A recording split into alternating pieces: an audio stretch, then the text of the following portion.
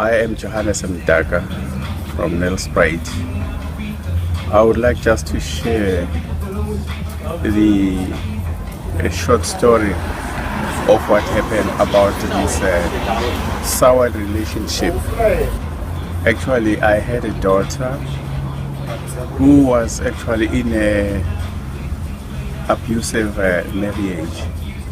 So she has been telling us about that her marriage is somehow sour, but we could not understand exactly what it was.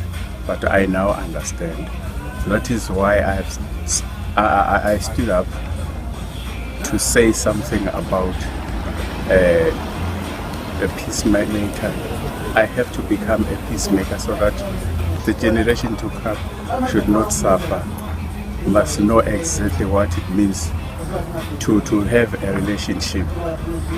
So what happened here, my child, as she married to someone who was so abusive, actually who was not having love, but was a person who was about material things. She was working, earning all right. Now, this gentleman did not work. Even if he worked, but he earned very little. That does not matter. But now, what I did not like, every month end, he would force the child to pay whatever he pays. Actually, he would want to manage, please himself with his friends and other people, telling people that he has a wife who provides with everything. Now he was forcing her, making her to work, saying that I've paid lobola. To pay lobola does not mean you buy the person. If you love someone, if you are in relationship, your wife, you must understand one another. Sit down, plan your futures, do whatever you do together. Not that one must force the other one to do everything. Now, actually, wives are not slaves. Wives, we don't buy a wife. To pay a lobola does not mean you buy the person to do whatever you want to do. No, it is just a tradition. It is a way of making to introduce, to bring together the two families together and have that relationship. So to abuse women, really, it's terrible. Women are not objects, are human beings. If even in the Bible, when they quote and say women should be submissive to their husbands, it does not mean that they must be tortured and be done and do whatever you want to do. But it means you must sit down and discuss whatever you do together. You do things together. You enjoy together. You don't have to force her. She must not become your servant. No, you help one another. You support one another. So now I actually want us to understand, especially men, we must understand, if you get married to somebody, please do look after that wife.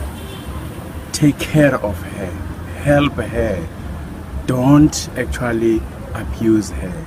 As I say, she was abusive. Actually, she used to tell us that things are not normal, things are not working okay, but we ignored her, you see. And we realized after that my daughter passed on, that she used to tell us, but we did not intervene. I think she had stress. That is why she collapsed twice. Actually, for the first time she collapsed, the man took her to hospital and dumped her there. From there, he went back where they used to stay and took his belongings and left.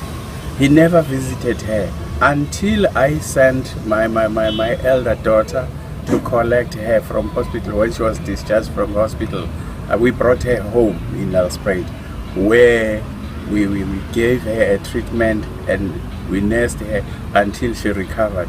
From there, she went back to work. Then the gentleman, hearing that she's back at work, came back again and they said, no, let's reconcile. Well, because it's man and a wife, she actually agreed. They stayed again, together again. And the gentleman continued. Every month would want money, want this and this and this. So she was so pressed because of this thing of saying, if we are there, be patient, things will be all right. And we never actually intervened and find out what was wrong. So we left her until it was too much for her. For the second time, she collapsed, taken to hospital. She was brought early in the morning. We were phoned by 8 o'clock that she is in hospital. By 5 o'clock, we were told that no, she has passed on.